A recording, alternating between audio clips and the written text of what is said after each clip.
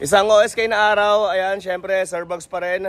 At ayun, meron tayong new arrival na 2018 Ford Everest Titanium Plus 4x2, top of the line, ayan. Pero actually, hindi siya new arrival dahil nung October 30 ko pa siya binili. Ayan, ginamit ko lang ng isang linggo mahigit at ito, pinalinis ko lang at i-display na natin sa showroom.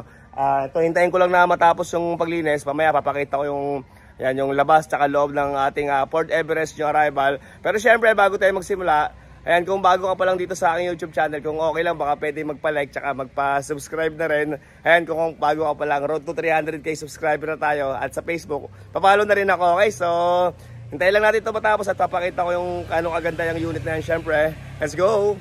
Okay, at ayan, ready for viewing na yung ating 2019 acquired, ayan, Ford Everest Titanium Plus. Ayan, 4x2, kulay silver, automatic transmission. Ayan, with only 44,000 mileage. First own. Ayan, 2.2 turbo diesel. Okay, ang asking nito ay 988,988. Pero syempre, dahil love ko kayo, kasama na transfer of ownership at saka rehistro kung kailangan nang iparehistro. Ayan, napakaganda na ito. Dapat mga 3 days ko lang ito gagamitin. Nabili ito nung October 30. Yan, October 30 nabili, dapat mga 2 to 3 days ko lang gagamitin, pero napakasarap kasi gamitin, napaka-smooth. Ayan, para siyang gas engine napaka-smooth i-drive. Ayan, kaya umabot ng isang linggo mahigit bago ko siya, ayan, ready for viewing. Okay, 988 ang asking nito, pero syempre, super negotiable, ayan, upon viewing. Ayan, so ikutin lang natin syempre para sa nagkaka-interest nito. Ayan, kita nyo naman, napakaganda. 44,000 mileage kompleto ang manual booklet nito. Pati yung kanyang warranty, service record. Pero ito kasi sa mga gasoline station lang nagpapa-PMS yung unang mayari nito Pero last PMS nito nung July. Ayan, mamaya papakita ko sa inyo yung last PMS ng unang mayari. At isa pang maganda rito, 2 susi. Ayan, napakasariwa. Napakaganda ng loob nito Sobrang maalaga yung unang mayari. So check natin syempre. Okay, so ayan, ikutin lang muna natin dito sa labas. Ayan, mamaya na yung sa loob. Sa mga nagkaka-interest nito, ang daming sensor nito. Ayan, sa harap pa lang meron siyang isa, 2, ito 3, 4, 5, 6. Yan, 6 na yung kanyang sensor sa harap pa lang. At kita nyo naman sa kanyang mga alay, napakasariwa Meron lang syempre mga hairline tulad ng mga ganyan, pero hindi napaka-minimal lang naman. Syempre second hand yung sasakyan, walang perfect, pero ito napakaganda na ito. Ayan, naka 20 inches mugs, stock mugs. Ayan, sa gulong medyo gamit na yung gulo niya. Nakita nyo ba? Parang nasa 68.2% na yung kapal ng kanyang gulong. 2.2. Ayan, turbo diesel. Siyempre, naka-projector headlight na rin at meron na rin siyang RFID. Ayan, gumagana, okay pa yan. Kasi nung nabili ko to, may laman pa yan. Kaya inubos ko muna kasi yan, ang biyahe ko dito mula Marilao, Bulacan. Ayan, boundary ako ng Muson, papuntang San Jose del Monte to dito sa Quezon City, Muñoz. Ayan, 2 hours mahigit yung biyahe ko araw-araw. So, subok na subok ko tong unit na to dahil isang linggo ko siya mahigit na ginamit. Ayan, kaya napakaganda. Kaya hindi ako mapapahiya sa inyo nito. Okay, so tignan naman natin yung bandang likuran nito. Meron na ring stepboard. Naka-tint. Pogi So, ayan, kita naman, napakasariwa, napakakintab. Ayan, dadalhin na natin to mamaya sa showroom So, ito naman yung kanyang likuran. Titanium sa likod, meron na rin siyang mga sensor. So 1, 2, 3, 4. Yan, 4 naman yung kanyang back sensor. Okay, so ayan, so ito, keyless entry. Pakita natin yung loob, 2 susi, 2 flip key, original na key. So 2 pindot. Yan, para mabuksan. At, kasi pag Ford Everest, 2 pindot. Pag isang pindot lang, yung sa driver side lang mabubuksan. So kapag 2, para lahat ng pintuan. Ayan, napakaganda na ito. Siyempre, naka-premium leather seat at ito, naka-sunroof, moonroof. Yan, gumagana all working lahat to, gumagana yung mga yan. At ito, napakalakas ng aircon. Nakita nyo naman sa kanyang mga upuan, Kahit 2018, ayan, napakasariwa pa ng kanyang pagka-leather. Kita nyo ba? At ito naman yung kanyang upuan sa 3rd row. Siyempre, ito, meron na rin ditong mga controls. Ito, sa aircon yata itong isa. Yan, then mga, sa gusto mag-charge, meron din. Yan, may mga charger din sa bandang likuran. Ayan. At ito, naka-sidings na rin. Ayan. Kung mapapansin nyo, napakasariwa kahit yung mga pindutan niya rito, yung pagka-leather niya. Yan, nagagawa rin kami ng ganito. Sa mga may gusto magpagawa ng German leather seat cover, mag-direct message na lang kayo dyan. Kahit yung ganito sa mga sidings, nagagawa rin kami. Pwede nating palitan ng leather, pampaganda ng inyong sasakyan. Yan, kung mapapansin nyo, kahit dito sa mga pindutan niya, napakasariwa. So, dito naman tayo banda sa harapan. Ayan, syempre, naka-stock monitor. Ayan, sariwang dashboard. At naka-dashcam. Ayan, gumagana rin lahat yan, syempre. Meron tong parking assist. Ayan, back camera. Syempre, maraming controls dito sa steering wheel. Ayan. So, start natin. Mamaya pakita ko pati yung makina niya. At syempre, dahil Titanium Plus, yung kanyang mga upuan, driver side, tsaka passenger side, ayan, naka-power seat na rin. Ayan, parehas yan dun. Pati dun sa kabila, naka-power seat. At ito, meron na rin siyang armrest. Naka-leather na rin. Ayan. Siyempre, pakita ko rin dito sa kabilang side. Ayan, kung mapapansin nyo, kahit dito sa driver side, yung kanyang mga controls, sariwang-sariwa pa rin. Ayan. Siyempre, kapag laspag na yung unit, ito hindi naman basta-basta papalitan to nagagawa. Ayan, kita nyo, napakaganda pa rin. Ayan, ito naman yung power seat sa bandang driver side. So, start natin siyempre para tignan natin kung baka maya, hindi to one click start eh. Ayan, check natin. Ayan. Siyempre patayin natin yung radyo kasi baka makapiright tayo. Hinaan lang natin yung kanyang radyo kasi baka makapiright tayo. Ayan, dito natin pindutin. Ayan, working yung kanyang mga controls dito. Ayan, ang kanyang saktong mileage ay 44,000. Tama ba? 44,457. Ayan, 0.5. Pero ito na-scan ko na to kasi alam niyo naman, syempre sa ating mga mamimili, kailangan sure tayo sa mga unit. Kaya ginagamit ko muna siya bago ko i-display. At ito, na-scan ko na rin to.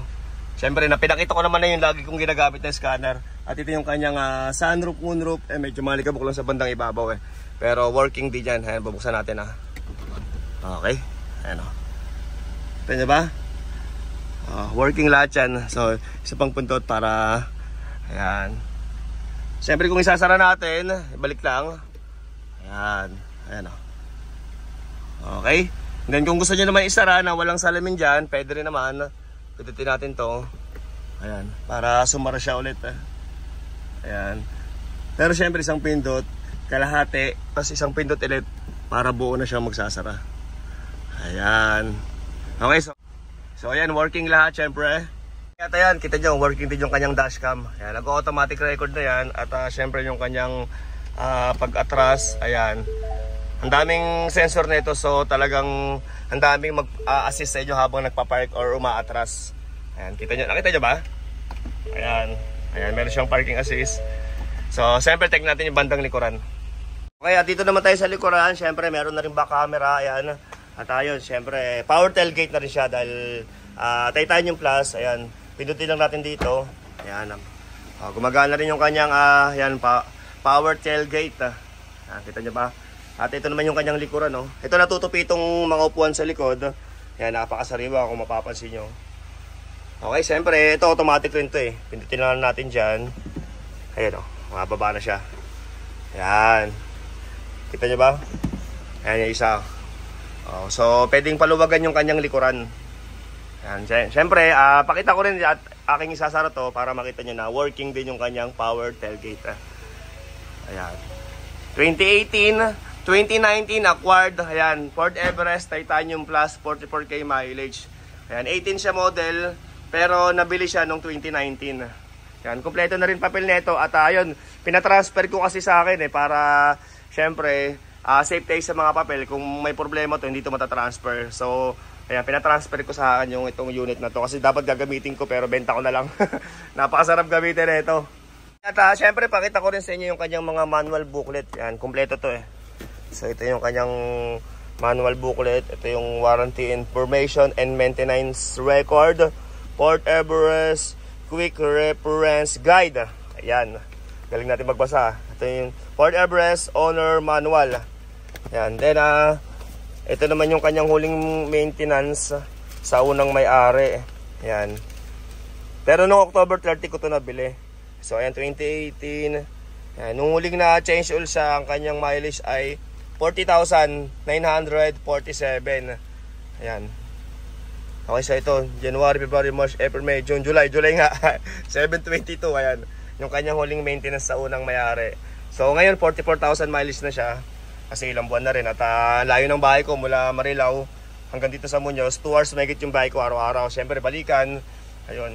Pinakita ko yung gulong sa harap. So ito naman yung gulong sa likuran. Sa likuran naman sobrang kapal pa ng kanyang gulong. Para nasa 80% pa yun mahigit. At sa mags niya, kita nyo, napakasariwa pa ng kanyang mga mags.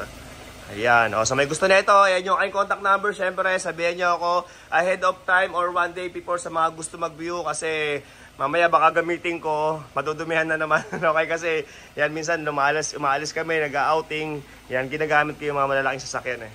Okay, eto naman yung kanyang makina. Ayan, kung mapapansin nyo sa tunog pa lang, napaka sariwa pa ng kanyang tunog. At kita nyo, yung kanyang itsura. Siyempre may mga, ano pa yun, yung mga, ano ba ito? Warranty na kulay na hindi pa siya nagagalaw. Ayan o, lahat yan. At kita nyo, napakasariwa ng kanyang makina. At hindi ko lang alam kung anong tawag dito. Wala na siya yung sinasabit na gano'n eh, no? Nakaganito na. Pa-comment ka kung anong tawag dyan, hindi ko alam eh. So ayan yung kanyang makina. Napaka-wise pa ng kanyang tunog, napakatining pa ng kanyang tunog. At parang ano to, parang gas. Hindi siya diesel pag ginamit nyo, napaka-smooth i-drive. Ayan, at napakabilis. Okay, so ayan, ulitin ko, 2018, 2019 acquired Ford Everest Titanium Plus 4x2 top of the line. Ayan, automatic transmission, 2.2 turbo diesel. Ayan, naka-sunroof and moonroof. Okay, 44k mileage. 988,000 ang asking ko rito. 988,000. At syempre, basta nakapag-decide na kayo at sure buyer, negotiable pa yan, pag-usapan natin. Badali naman ako kausap. At syempre, para sa gusto sa financing, nag-accept din tayo ng low down payment. Pero syempre, for subject of approval. Yan, si financing ang mag-a-approve niyan, si bangko. At ayun, for sample quotation, mag-direct message kayo sa aking messenger. I-type nyo lang sa mga Facebook nyo, Sir Bugs. At yan, marami rin tayong mga unit na nakapost dyan, mga picture, mga details. Pili na lang din kayo. Okay, so isang unit lang muna, dadaling ko lang to sa showroom. At ayun, mababalag tayo ng mga new arrival doon. So isang unit lang muna, maraming salamat sa mga ayan, nanonood sa akin na hindi pa rin nagsasawang sa mukha ko. Ayan, thank you sa inyo. Sa ulitin ulit, thank you very much for watching.